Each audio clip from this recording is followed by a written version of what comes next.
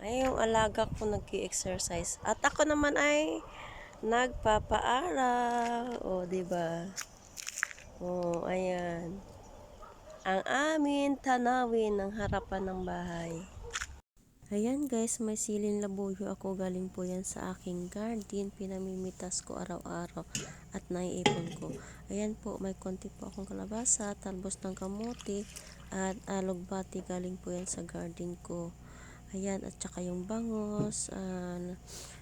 Lulutuin ko po yan sa aming tanghalian ng alaga ko. Sasabawan ko lang po siya yung parang laswa. Talbos ng kamote at saka alugbati. Galing po yan sa garden ko. Masarap kasi humigop ng sabaw ng laswa. Namimiss ko kasi. Nakasawa din ko sa yung lagi na lang karning manok. Ayan po, kambing po yan siya na nilagyan ko po yan siya ng baby corn, tofu at saka yung parang mushroom na maliliit na mahaba. Sa amo ko po yan, hindi ako mahilig kumain ng ganyan na klaseng luto kasi. Pero masarap po yan guys. Ayan, tapos sabi pang tanghalian, ang himagas ng alaga ko ay pinya. Paborito niya po yan, ang pinya na yan.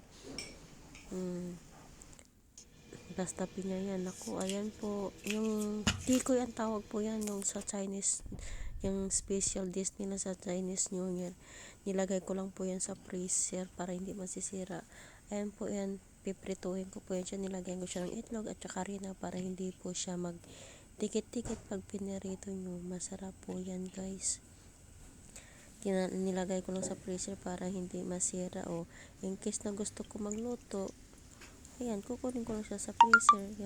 Yan guys, masarap pinirito ko at tapos na yung maluto. Dalawa na lang natira sa kawali.